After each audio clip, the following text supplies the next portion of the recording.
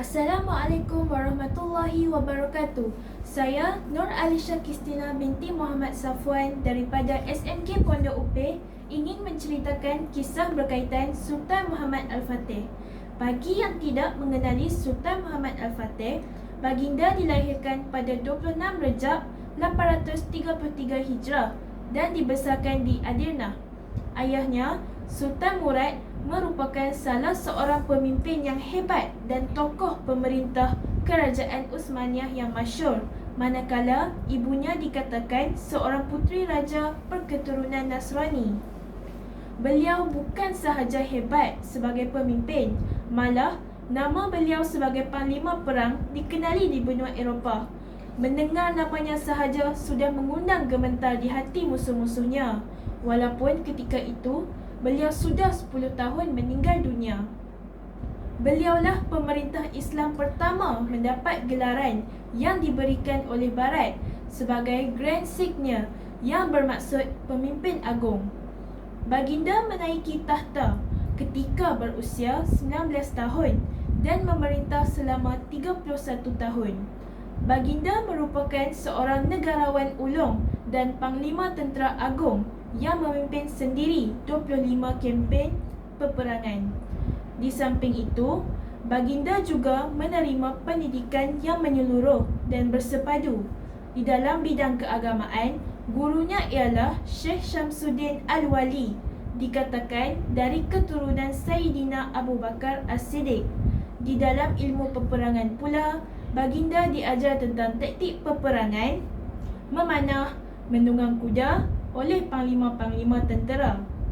Di dalam bidang akademik pula, baginda adalah seorang cendekiawan ulung di zamannya yang fasih bertutur dalam 7 bahasa, iaitu bahasa Arab, Latin, Greek, Serbia, Turki, Parsi dan Hebrew. Di dalam bidang ilmu pemerintahan pula, ayahanda baginda Sultan Murad II dengan tujuan mendidik semasa pergi bersuluk ke Pulau Magnesia telah melantik Sultan Muhammad Al-Fatih yang baru berusia 12 tahun memangku jawatan khalifah, dan dalam usia semuda ini baginda telah matang menangani segala tipu helah musuh. Dalam pada itu, baginda juga mempunyai sifat kepribadian yang sangat mulia, iaitu sentiasa bersifat tawaduk dan rendah diri. Hal ini kerana semasa membina benteng Rumeli Hisari, baginda membuka baju dan serbannya, mengangkat batu dan pasir hingga ulama-ulama dan menteri-menteri terpaksa ikut sama bekerja. Baginda juga seorang yang sentiasa tenang, pendiam, berani, sabar, tegas dan kuat menyimpan rahsia pemerintahan. Baginda sangat cintakan ulama dan selalu berbincang dengan mereka tentang permasalahan negara. Selain itu, beliau juga mempunyai pandangan jauh serta kepintaran yang tinggi. Sultan Muhammad Al-Fatih digambarkan sebagai pemimpin berjiwa rakyat kerana lebih mengutamakan urusan negara dan masyarakat mengatasi kepentingan diri. Kehidupan beliau sebagai pemimpin digambarkan cukup sederhana, malah beliau sangat memusuhi perbaziran. Oleh sebab itu, hidangan makanan dan cara berpakaiannya tidak terikat sama sekali dengan peraturan-peraturan istana. Selain itu, beliau juga banyak mengkaji dan mempelajari pengalaman Rasulullah SAW dalam peperangan. Bahkan, beliau juga mewarisi pengetahuan yang luas serta berkemahiran dalam menyusun strategi peperangan.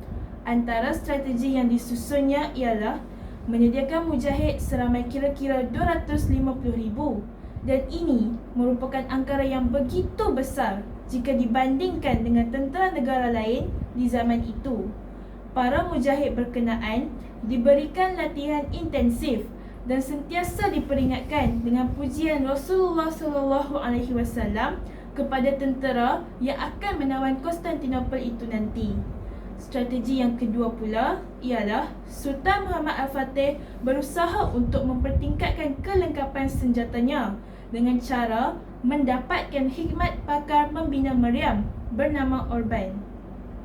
Strategi ketiga ialah membina benteng Rumeli Hisari di tebing sebelah Eropah, lebih kurang 5 batu dari kota Konstantinopel, di mana Sulat Bosphorus adalah yang paling sempit. Ia dibina bertentangan dengan benteng Anadolu Hisar di tebing sebelah Asia yang telah dibina oleh Sultan Bayazid Yildirim dahulu. Strategi keempat pula ialah perjanjian bersekutu. Sebelum serangan dibuat, Sultan Muhammad Al-Fatih telah mengadakan perjanjian dengan musuh-musuh yang lain, iaitu pihak Serbia dan Hungary, untuk memencilkan Konstantinopel apabila diserang nanti.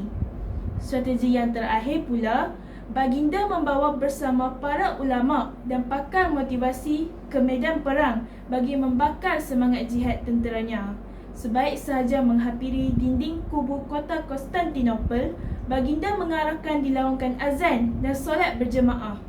Kemudian, selepas melalui proses persiapan yang teliti, akhirnya Sultan Muhammad Al-Fatih telah tiba di hadapan kota Konstantinopel pada hari Khamis, 26 Rabiul Awal 857 Hijrah bersamaan 6 April 1453 Masihi.